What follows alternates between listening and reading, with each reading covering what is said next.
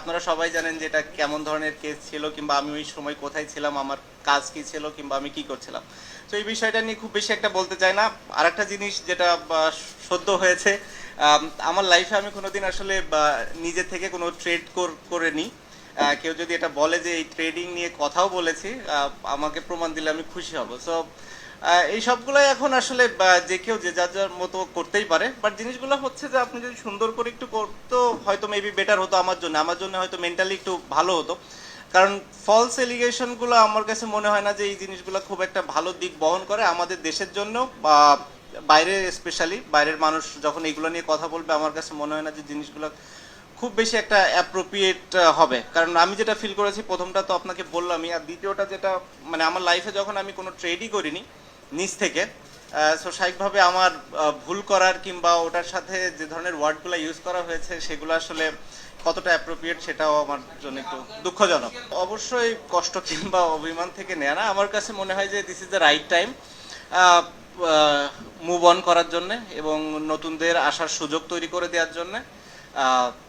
At the same time টি-20তেও আমার আসলে একই ধরনের চিন্তা, আমি হয়তো এটা অপ্রাসঙ্গিক হলেও বলে ফেলতে চাই, কারণ হচ্ছে টি-20 নিয়েও আমাদের কথা হয়েছে সিলেক্টর এবং প্রেসিডেন্ট বোর্ডের সবার সাথে, এটা নিয়েও আমি কথা বলেছি যে আমার কাছে মনে হয় this is the right time যে টি-20 থেকেও আমি মুভ অন করি এবং আপাতত নেক্সট যে কিছু সিরিজগুলো আছে কিছু নতুন প্লেয়ার আসুক, নতুন প্লেয়ারদের সুযোগ দেওয়া হোক। অ্যাট দি সেম টাইম আমি যদি ফ্র্যাঞ্চাইজি লিগ খেলাগুলোর সুযোগ পাই, এখানে ভালো করতে থাকি, 6 মাস 1 বছর পরে যদি কখনো মনে করে বিসিবি যে হ্যাঁ না এখানে টি-20তে আমার কন্ট্রিবিউট করার একটা সুযোগ আছে, আমি পারফর্ম করছি এবং ফিট আছি, দেন আমরা ডিসাইড করতে পারি। বাট অ্যাট দিস মোমেন্ট আমি নিজেকে অন্তত টি-20তে দেখছি না। আর সাউথ আফ্রিকা যেহেতু টেস্ট সিরিজ, আমার ইচ্ছা আছে যে লাস্ট সিরিজ হওয়ার। সো বেসিক্যালি আপনারা বলতে পারেন যে মোটামুটি 2টা ফরম্যাটে আমি আমার শেষটা অন্তত দেখছি। আমার কাছে মনে হয় নতুন নতুন কিছু প্লেয়ারদের সুযোগ দেওয়া উচিত এবং তাদেরকে দেখার এটাই সব থেকে বড় সময় কিংবা সুযোগ। এটা আছে, এরপরে হয়তো ওয়েস্ট ইন্ডিজ আছে, তারপরে আরও কিছু ইয়ে থাকবে।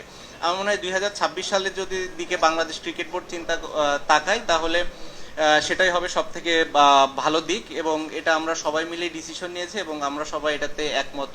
I am happy, just I don't have any regrets. আমার কোনো ওরকম লাইফের রিগ্রেটস কখনো ছিল না, এখনো নাই। আমি যতদিন এনজয় করেছি, আমি ক্রিকেট খেলেছি এবং আমার কাছে মনে হয়েছে যে এটা রাইট টাইম বাংলাদেশ ক্রিকেটের জন্য, আমার জন্য, এবং সে কারণে আসলে এই এই ডিসিশনগুলো নেওয়া, এবং এটা বোর্ডের সাথে, সিলেক্টরদের সাথে, কোচ, ক্যাপ্টেন সবার সাথে ডিসকাস করেই নেওয়া হয়েছে এবং তারা সবাই বুঝতে পেরেছে আমার সিচুয়েশনটা এবং তারাও এটা ফিল করে যে না, this is the right thing to do.